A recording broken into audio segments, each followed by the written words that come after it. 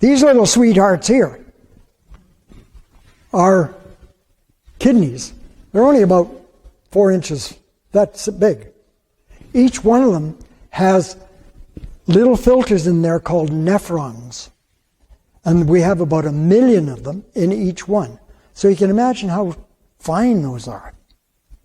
Now in time, because unknowing as we are with our diets, we overload the system. We produce too many wastes. The body can't get rid of them enough. They start to plug up. Just like the radiator in your car. If it's not kept clean, it'll overheat. And we've all seen cars that halfway up a mountain with the steam coming out. That's the same as our body. It'll plug up. When that happens, it starts to back up in the body. Now, something else I want you to notice here. See these little yellow dots on top of the kidneys? Those are your adrenal glands. Now, your adrenal glands, the function of them is to regulate the speed of the body's metabolism, how fast it goes. If we are all of a sudden frightened by something, we can have unreal energy and strength even, because the body produces adrenaline, which speeds us up.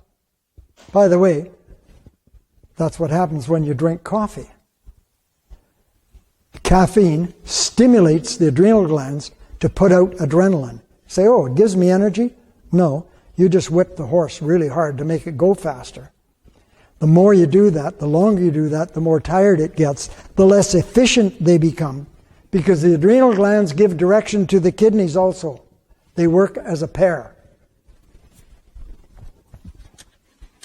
So if the kidneys are congested, first of all, we'll start to get skin problems.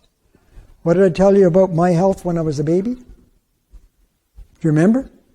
I had eczema covering my whole body. Lasted on and off most of my life. I still have the odd small patch. What's that?